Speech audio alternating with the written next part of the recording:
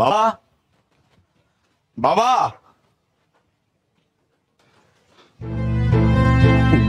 বাবা আলিফ, তুই আইসস বাবা? যাক, ভালো হয়েছে বাবা। হ্যাঁ আসছে। এখন বলো কি হয়েছে, কেন ডাকছো? বাবা, তোর মায়ের অবস্থা খুব একটা ভালো না, ক্যান্সার ধরা পড়ছে। ডাক্তার কইছে শেষ স্টেজে আছে, যে কোনো সময় মরে যাবো। তো ডাক্তার এটাও কয়ে দিচ্ছে যে একটা সিম্পনের শেষ চিকিৎসা আছে, যদি কেমোথেরাপি দেওয়া যায় হয়তো বা আল্লাহ খুশি আর রেখা যেতে পারে। বাবারে, তোরা ডাকছি, তুই কিছু টাকা পয়সা দিলে তোর মায়ের আমি চিকিৎসা করাতাম, কেমোথেরাপি দেওয়া হইতাম বাবা। মানে ওই মহিলার চিকিৎসা করার জন্য তুমি আমাকে এখানে রাখছো। দেখো বাবা, ওই মহিলা বাঁচলো নাকি মরলো তাতে আমার কিচ্ছু যায় আসে না। ওই মহিলা যদি মরেও যায় তাতেও আমার কিচ্ছু যায় আসে না। তুমি কেন আমাকে রাখছো? হ্যাঁ, কেন রাখছো? বাজান, বৌমা, তুমি এটা কি করলা? তোমার শাশুড়িরে তুমি ধাক্কা দিলা? বাবা আলিফ, তোর সামনে তোর বউ তোর মায়ের ধাক্কা দিল, তুই কিছু করলি না? বাজান আইসিস বাজান, কেমন আছিস তুই? কতদিন ধরে তোকে দেই না।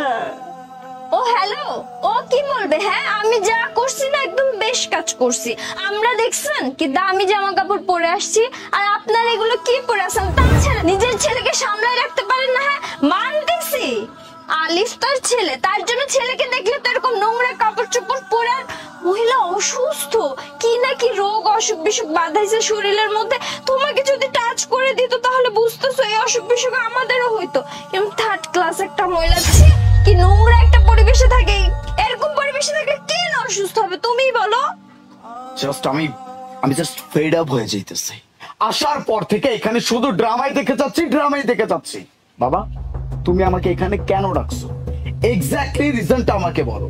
যদি বলো যে এই মায়ের চিকিৎসা করার জন্য তুমি আমাকে এখানে ডাকছো, তাহলে প্লিজ আমি এই মুহূর্তে এখান থেকে চলে যাব। কারণ এই মহিলা বাঁচবে নাকি মরবে তাতে আমার কিচ্ছু যায় আসে না। আমি একবার বলছি, আরো বলবো, 1000 বার বলবো, এই মহিলার সাথে আমার কোনো সম্পর্ক নাই। আর সব থেকে বড় কথা, তুমি জানো না আমি অফিসে থাকি, অফিসে আমার অনেক কাজকর্ম থাকে। এসব কাজকর্ম ফেলে আমি তোমার একটা কল পেয়ে এখানে চলে আসছি। কি এমন ইম্পর্টেন্ট কথা সেটা শোনার জন্য আসছি, আর এখানে এসে আমি ড্রামা দেখতেছি। তুই এগুলো কি করতেছিস বাবা? আমি তো আমার জন্য তোরে ডাকি নাই, আর আমি ডাকছি তোর মার জন্য। তোর মা অসুস্থ, ডাক্তার বলছে যে কেমোথেরাপি দিলে হয়তো আল্লাহ রেখেও যেতে পারে। আজকে তুই আমার এতগুলা কথা শোনাইলি, দেখছো আমাকে বলার আমাকে নাই,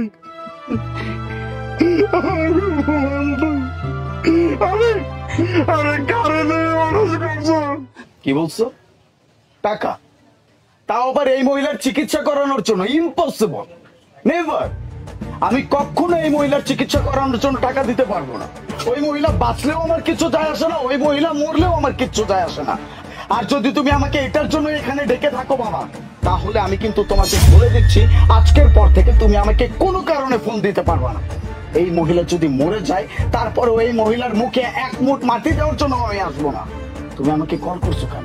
হ্যাঁ, তার চিকিৎসা করানোর জন্য আমার কাছ থেকে টাকা চাওয়ার জন্য আমাকে কল করছো? এই মহিলার জীবনের থেকেও আমার ইম্পর্টেন্ট মিটিং ছিল, সেই মিটিংটা রেখে আমি এখানে চলে আসছি, আর এখানে এসে আমার এইসব ড্রামা দেখতে হচ্ছে। ও বাবা, ঠিকই কইছস। আমার থেকে, তোর বাপের থেকে, তোর অফিস সবচেয়ে বড়। কিন্তু বাবা জানোস, এই মানুষটা আমি অনেকবার কইছি যে আমার বলাকে তুমি ডিস্টার্ব করো না, ডাইকো না, কিন্তু এই লোকটা হচ্ছে বেহায়া। আমার কোনো কথা শোনেন না, কোনো কথা আমার শোনেন না। কারণ কি জানো, এই লোকটা জানে যদি আমার কিছু হয়ে যায় এই লোকটা গাড়ি নিয়ে থাকবো, লিখে তো দেয়, তোর আইতে কয়, তোর কাছে টাকা চায়। হনো, তোমার এখন শেষ কথা কই আমি, তুমি আমার বলার ডিস্টার্ব করো না, করো না। তুমি তুমি কোনো চিন্তা করো না, আমার উপর আলিফকে যদি আমি বুঝায় কই, আলিফ শুনবো, আলিফ টাকা দিব। বাবা আলিফ, বাবা আলিফ, আমি বাবু, এই তোর মার চিকিৎসার জন্য তোর কাছে হাত পারলো। বাবা তোর কাছে আমি মেহনতি করতেছি বাবা। নাটক করতে আসছে এখানে, পা ধরে নাটক করতেছে। এইসব নাটক বন্ধ করো তো, তোমাদের এইসব নাটক আর এইসব কান্ডাকাটি আমার একদম সহ্য হইতেছে না। টাকা টাকা টাকা টাকা টাকা, একটা সময় আমার অবস্থা খারাপ ছিল, তখন অনেক কষ্ট করে নিজেকে আমি এরকম জায়গায় নিয়ে আসছি, আর এখন আসছে আমার কাছে টাকা চাইতে, তাও আবার এই মহিলাটার জন্য। আমি সাফ সাফ বলে দিতেছি, এই মহিলার জন্য আমি এক কানা করে খরচ করতে পারবো না। সে যদি মরেও যায়, তার মুখে মাটি দেওয়ার জন্য হলেও তুমি আমাকে নেক্সট টাইম কোনোদিন কল করবা না। আমি কথাটা তোমাকে সাফ সাফ বলে দিলাম।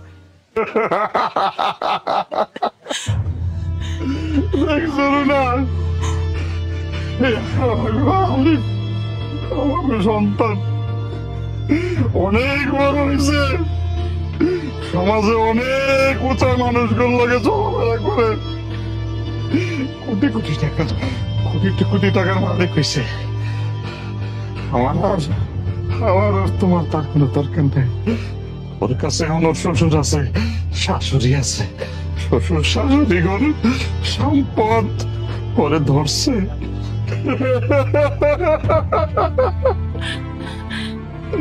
আমরা বাবা মা এইটা অস্বীকার করতেছে না। তুমি কোনো ভাইব না, তুমি কোনো ভাইব না।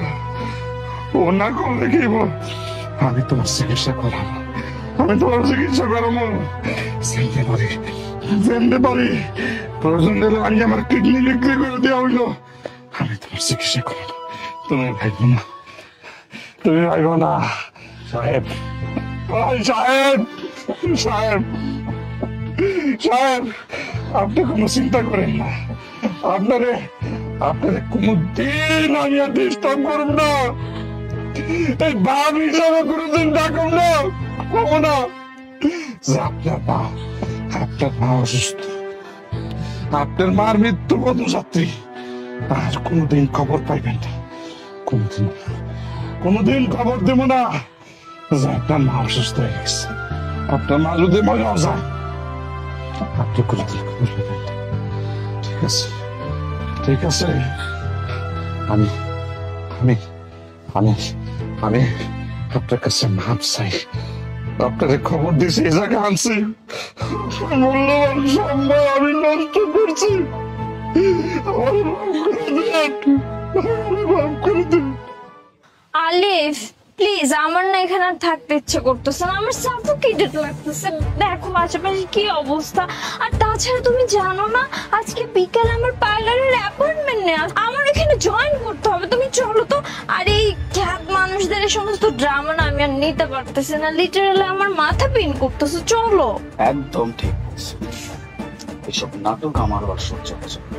শোনো বাবা, এই মুহূর্তে আমি এখান থেকে চলে যাচ্ছি, তোমাকে সাফ সাফ আবারও একটা কথা বলে দিয়ে যাচ্ছি, এই মহিলাটা যদি মরেও যায়, আমাকে কখনো কল করো, তার মুখে এক মুখ মাটি দেওয়ার জন্য আমি আসবো। আবারও বলে দিলাম, কখনো বলে যাও। চলো।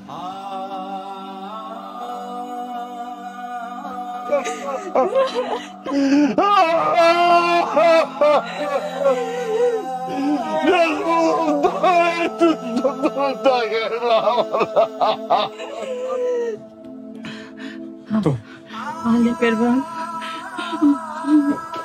আমার না শরীরটা অনেক খারাপ লাগতেছে, আমি প্রায় বাঁচবো না। আমার সময় শেষ। না, তুমি কোনো কথা করো না, তুমি কোনো কথা করো না, তুমি এই সংযোগ ধরো, তোমার কিচ্ছু হবে না, তোমার কিচ্ছু হবে না। আমি আমার আলিফকে ফোন দিতেছি, তুমি আমার আলিফকে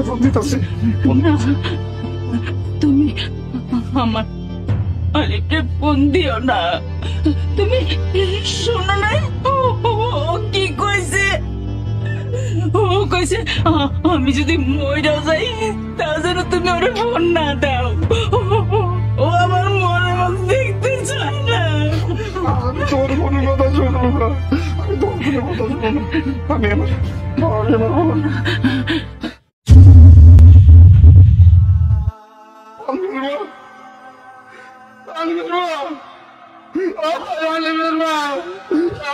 তুমি আমার সাথে যাইতে পারো না।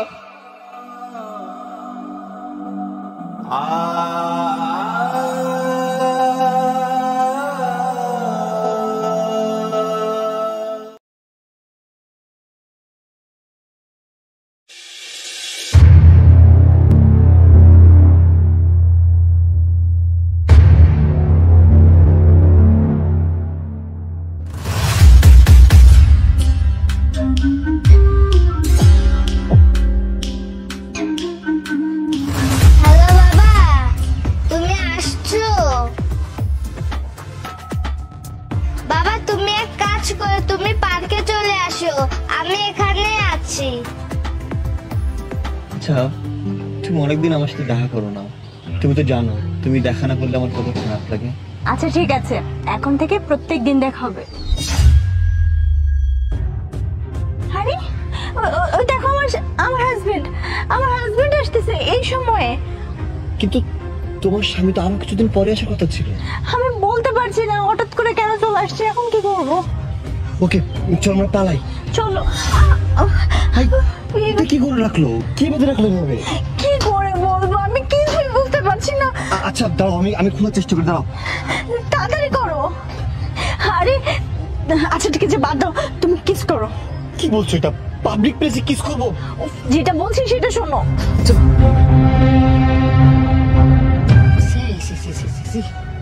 এদের বাপ মাকে কিচ্ছু শিক্ষা দেয় নাকি? পাবলিক প্লেসের ভিতর নোংরা ছি ছি ছি ছি, কেউ দেখে ফেললে তো কেলেঙ্কারি হয়ে যাবে। ছি, টাকার হয়ে যাচ্ছে না ওদিকে। ছি ছি ছি। ও বাবা তুমি চলে আসছো? হ্যাঁ। চলো তোমাকে একটা জিনিস দেখাবো। আরে কি জিনিস না, আমি ওদিকে তোমাকে নিয়ে যেতে চাই না, কারণ আমি ওদিকে যা দেখেছি আমি তোকে দেখাতে চাই না। বাবা ওদিকে যেতে হবে না, এদিকে মানুষ খুবই নোংরা, ওদিকে যাওয়ার কোনো দরকার নেই। বাবা তাতে তোমার কি? আচ্ছা বাবা, মা যদি এরকম করে তাহলে তুমি কি করবে? ছি ছি, কি বলো তুমি এগুলা? এই সমস্ত নোংরা কথা বলতে নেই। তোমার মা এই সমস্ত নোংরা কাজ কেন করবে? আর তুমি কি মনে করছো এমন যদি কিছু করে আমি তাকে জিন্দা ছাড়বো? আরে বাবা চলো তোমাকে একটা জিনিস দেখাবো। শোনো ওদিকে, শোনো। আরে কি করছো কোথায়? আরে এই নামো নামো। তুমি, আরে তানহা তুমি এই ছেলের সঙ্গে এসব কি করছো? দিদি তুমি? ও আচ্ছা, আমি একটু আগে এখান থেকে যখন গেলাম তার মানে তুমিই ছিলে না? মানে তুমি এখানে নোংরা পিটা করছিলে? মানে তুমি আমার স্ত্রী হয়ে এই সমস্ত কিভাবে করতে পারছো? আসলে দিদি তুমি আমাকে না ভুল বুঝতেছো। জানি না কে যেন হুট করে এসে আমাদের পায়ে দড়ি বেঁধে দিয়ে গেছে, তো হঠাৎ করে তোমাকে দেখেছি, তাই বাঁচার জন্য না আমরা এরকম করেছি। আমি না আসলে বিশ্বাস করো ওই ছেলেকে চিনি না, তুমি ভুল বুঝতেছো। বিশ্বাস করো আমরা না কোনো নোংরামিও করছিলাম না। চুপ করো মা, আর কত মিথ্যা কথা বলবে? বাবা উনার সাথে মার অনেক আগে থেকে সম্পর্ক চলছিল, তোমাকে আমি অনেক বোঝানোর চেষ্টা করেছিলাম, কিন্তু তুমি আমাকে বিশ্বাসই করো না, তাই তুমি আজ আসবে বলে আমি পায়ে রশি বেঁধে রেখেছি। ছি তানহা, ছি। মানে তুমি এতদিন আমাকে ধোঁকা দিয়েছো, আমি যখন বাড়ির বাইরে যাই তুমি তখন লুকিয়ে লুকিয়ে প্রেম করো।